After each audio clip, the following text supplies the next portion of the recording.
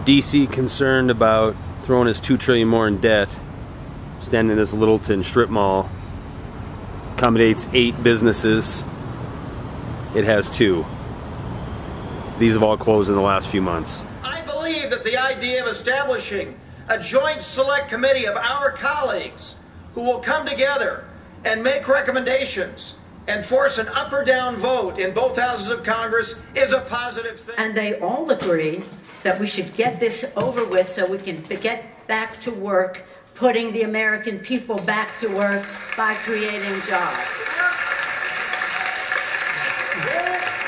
Here we are on the verge of a financial meltdown. The Reid bill saves America's economy from the devastation that will result from defaulting. That jeopardize our economy by bringing us closer to the brink of chaos. Now, hard-working American families back home know the problem in America is not that we've got corporate jet owners or millionaires and billionaires.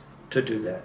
The summer soldiers and the sunshine patriots will retreat at this time of crisis. Our country is facing a terrible economic crisis, a crisis that you created and one that you can avoid. But we've run out of time. Now is the time for leadership, not bad political theater. To show what the House will not do, and we're not going to cut the military as the Reid bill is the least worst alternative to avoid the definition of compromise. Paying your bills is a compromise. The American family can't wake up one morning and say, boy, it's a compromise to pay for what I've already incurred. Our neighbors, our friends, sent us here to be responsible and to come to the aid of our country at a time of crisis. Our country is at such a time now. And I add, lead to default. Lead to default. We cannot default. We're the greatest country that ever existed in the history of the world. We're the United States of America.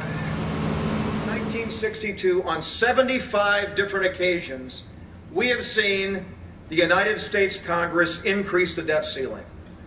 It looks like it's going to include some sort of a select committee that's going to make recommendations to the Congress. And our nation and our economy is being pushed closer and closer to default. Any revenue as part of that. You can't close one corporate loophole. In fact, he said that the majority would override any proposal. So the only other way to get it mathematically is to start slashing Medicare and to start going after Social Security. Let it be clear, as God is my witness, we will not compromise on our principles. And let us compromise in the best interest of all of us so this nation will not go into default. The American people understand that our foremost constitutional duty here in Congress is to make sure that America is safe.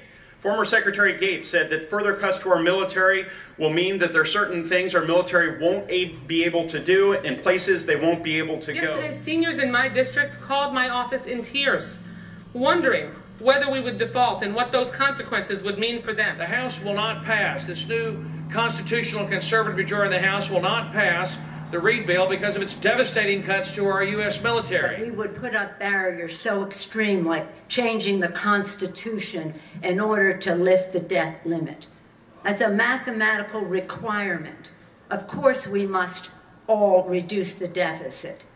But is it our best to say we're going to use the debate to reduce the deficit, to destroy the public space? We're on the brink of economic disaster and we're wasting time with symbolic political theater at its worst. And if the president needs to pull the 14th Amendment, I think he should do that because the Republicans have shown they don't want compromise at all. Time is Because I'm going to take back my time, Mr. Dreyer. That is pernicious nonsense.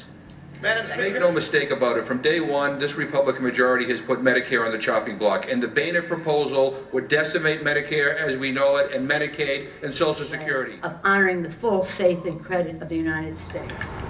Out of business. Real crisis. We are putting in jeopardy the payment of Social Security obligations, paying the members of our military. The chairman of the Joint Chiefs of Staff yesterday couldn't even answer in the affirmative that he was confident that those payments could be made if we default.